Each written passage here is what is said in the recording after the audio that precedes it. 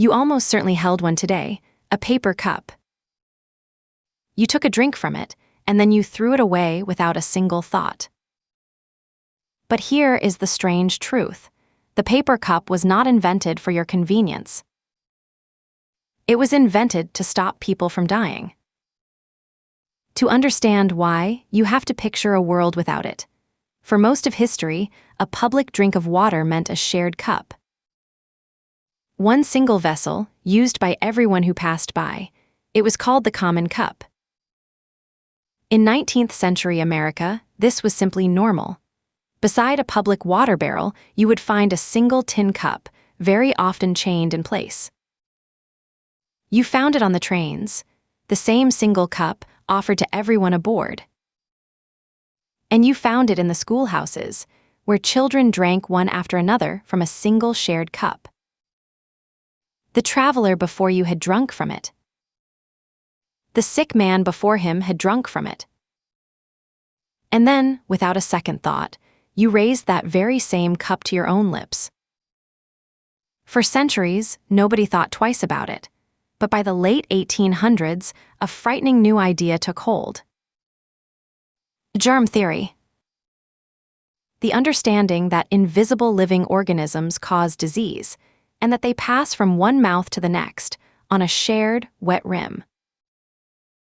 In 1908, a biologist named Alvin Davison decided to look closer. At Lafayette College in Pennsylvania, he swabbed the shared cups in local schools, examining exactly what was living on them. His findings were published, reprinted across the country, and they horrified the public. Disease, he warned, was being passed from one child to the very next, on the rim of a cup that no one ever cleaned. Tuberculosis, influenza, diphtheria, all of it potentially waiting in a single innocent drink of water. Leading the fight against the common cup was a colorful Kansas health officer named Samuel Crumbine. Crumbine was a master of the memorable slogan, "Swat the fly, don't spit on the sidewalk." Now he turned on the things the public shared in common: the common drinking cup and the common roller towel that hung in every washroom. And in 1909, Kansas became the first state in the nation to ban the common drinking cup. Within a few short years, state after state followed. A practice that had been completely ordinary was now, suddenly, illegal. From the study to the first ban to a nationwide movement in barely a decade. But this created a brand new problem. If you outlaw the only cup people have, how does a thirsty traveler get a drink? In fact, the ban sparked two competing inventions, and you still drink from one of them today. The first was the drinking fountain, the bubbler. Water arcing up into the air, so your lips never touch a shared surface at all. But a fountain is bolted to a wall. It cannot follow you onto a train or hand you a drink out on the street. For that, you needed something portable. The answer came from a young man who had been quietly worrying about this very question. His name was Lawrence Luellen, a lawyer and inventor in Boston, and he set out to solve the problem at its very root. He didn't just want a cleaner cup. He wanted a cup you would use exactly once and then throw away, so that no two mouths would ever touch the same surface again. His invention was actually two things: the disposable paper cup and a vending machine he called the water vendor. You would drop in a coin, a single fresh cup would drop down, and the machine would pour one clean measure of cool water. One cup, one drink, one person, and then the cup was gone. For a single penny, you got a clean cup and a cold, safe drink. Which means, at the very beginning, they were not really selling cups at all. They were selling safe, sanitary water, one cup at a time. Their business went through names of its own: the American Water Supply Company, then the Individual Drinking Cup Company, but the little cup itself still needed a catchy name of its own. Luellen soon partnered with a sharp entrepreneur named Hugh Moore, who understood something crucial. The real product was not the cup and not the machine, it was peace of mind. He began marketing the cup as a simple matter of life and death, and the frightened public listened. By 1910, the cup had a name that was also its sales pitch: the Health Cup, spelled with a K.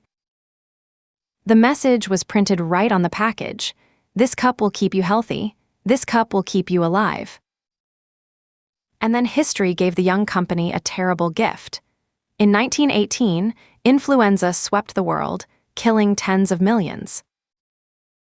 Suddenly, sharing a cup with a stranger was not just unpleasant, it was terrifying. The disposable cup went from a clever novelty to a public necessity, almost overnight. And yet, you have never asked a friend to pass you a health cup, because that is not the name that stuck. The name we still use today came from somewhere wonderfully unexpected: a doll factory. In the same building sat the Dixie Doll Company. Hugh Moore loved the word Dixie. Short, cheerful, easy to remember. So, with permission, he borrowed it.